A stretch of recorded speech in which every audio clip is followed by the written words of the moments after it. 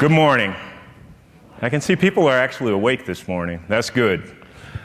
So I have a confession to make. I think every year I come here, Samir, I have to make a confession. The confession I have to make this morning is I'm addicted to a TV show. It's called Breaking Bad. How many of you watch Breaking Bad? How many of you are addicted to Breaking Bad? Well, I'm addicted to it, right? Netflix has me addicted to Breaking Bad because I can just watch it back to back to back. And the reason I bring Breaking Bad up this morning is it really, when I watch the show, it brings me back to BPM. That's how much I love BPM, right? But in a way it does, and broader than BPM, but more what we're dealing with in our companies today. And if you think about, for those of you that haven't seen Breaking Bad, let me give you the quick storyline. High school chemistry teacher, this is going to sound bad for early in the morning. High school chemistry teacher gets terminal cancer, decides to start cooking meth to actually make enough money to save to give his family a good living after he leaves, right? And so the whole storyline, as you watch the different shows, is really about disruption. It's about every step along the way, just like you guys are experiencing, there's something new that comes in that changes the plot, and he has to adapt. And I've just been amazed. For those of you that have not watched it, just get a Netflix account, hang out on Saturday night, like me, until about 2:30 in the morning, until somebody says, isn't it time for you to come to bed on Saturday night, right? But watch it because it's really amazing to see over the seasons how this character adapts. And it's really a lesson in agility and a lesson in overcoming disruption and dealing with disruption. And so that's a big part of what I want to talk about with you this morning, is two big trends that are going on in the business world, in the IT world, that you guys are dealing with, that I'm dealing with every day, right? The two trends are disruption, digital disruption, a la Breaking Bad, but also this whole idea of taking an outside-in approach to how you engage the business, how you solve problems. So let's get started here. So if we go back to BPM in 2007, how many people were doing something around BPM in 2007? Okay, good bit of hands. Okay, if we go back to 2007, this is really what BPM looked like, right? We were doing our modeling, actually drawing pictures on the board, but a lot of it was about the process model. If we fast forward to 2013 and beyond, what do you think the picture looks like? Just take a guess. Anybody? I do like to ask questions, so what? Goals. Or even more, experience, right? The outcomes.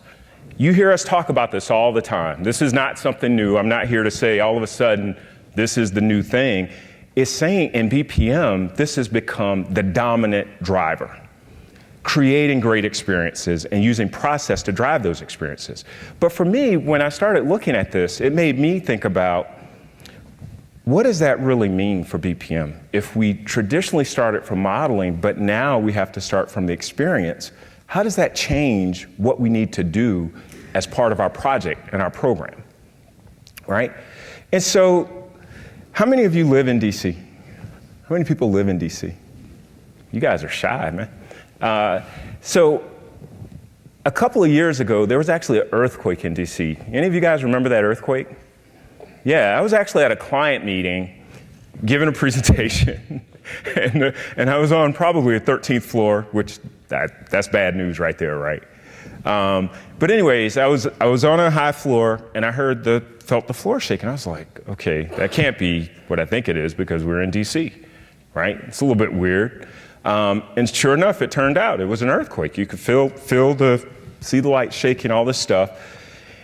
And in a way, if you think about that earthquake, we felt that the shock waves of the earthquake, right? And we responded like, okay, what's going on? But the earthquake actually happened somewhere in like West Virginia, right? If I remember correctly, the epicenter wasn't here.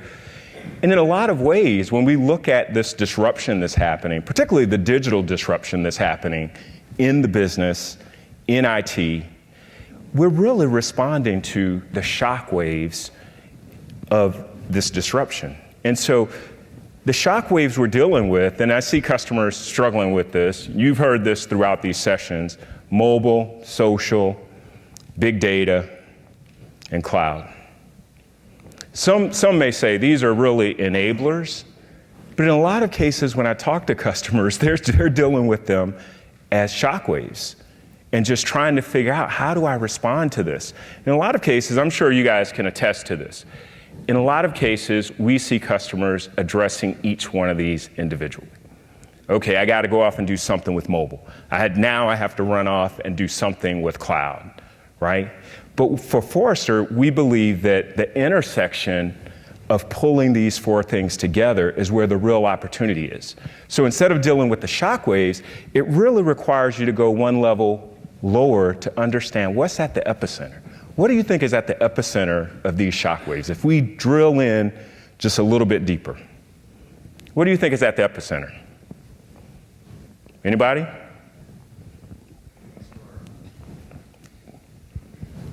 Customer expectations, right? So it's not just going and creating a nice new mobile app. It's really about understanding what is the customer expectation and actually building a solution or designing solutions that meet those expectations. I love to talk about this, and I know I got to be careful on time, but I love to talk about this whole experience I had around ordering pizza from Pizza Hut last year, where I was at a party and I had to order the pizza, and what I realized is Pizza Hut had taken their web experience and put it on the mobile phone, which really didn't work. It ended up taking me 20 minutes to order pizza using their app, as opposed to the 2 minutes I thought it would take.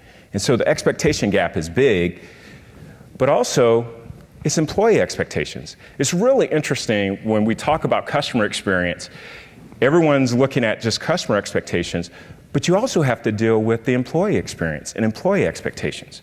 So we know today employees expect to have easy to use technology and also to be able to get work done much faster. And so it's also an employee experience, employee expectation challenge.